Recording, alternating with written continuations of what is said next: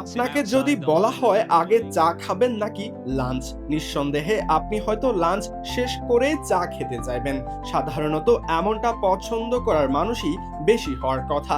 তবে এবার আগে চা খেয়ে তারপর লাঞ্চ করবেন ক্রিকেটাররা।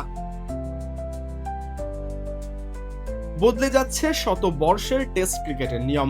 আগামী ভারত দক্ষিণ আফ্রিকা টেস্টে খেলোয়াড়দের আগে চা বিরতি নিতে দেখা যাবে। এরপর দেওয়া হবে লাঞ্চ ব্রেক। একটি টেস্ট ম্যাচে দিনে দুবার বিরতি দেওয়া হয়। প্রথম বিরতিকে বলা হয় মধ্যাহ্ন বিরতি এবং এরপর আরেকটি সেটিকে দেওয়া হয় চা বিরতি হিসেবে। তবে এবার বদলানো হবে ক্রিকেটের এই বনেদি ফরম্যাটে বিরতির রীতি।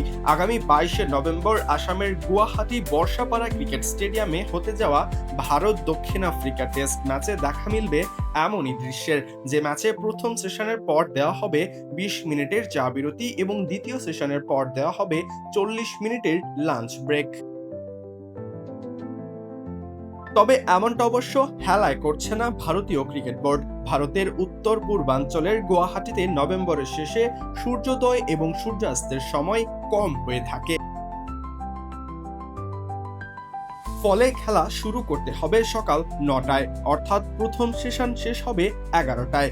আর সে সময়টা লাঞ্চের জন্য আদর্শ নয়, তাই লাঞ্চের সময় নির্ধারিত হবে দ্বিতীয় সেশনের পর।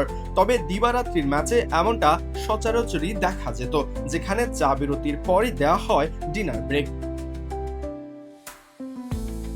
ভারত দক্ষিণ আফ্রিকার টেস্ট সিরিজটি শুরু হবে 14 নভেম্বর কলকাতা টেস্ট দিয়ে। দ্বিতীয় ম্যাচে আসামের গুয়াহাটিতে শুভমানরা মাঠে নামবেন 22শে নভেম্বর। তখনই ক্রিকেট বিশ্ব সাক্ষী হবে এই ঐতিহাসিক মুহূর্তের। সরাজয়ন, বি স্পোর্টস।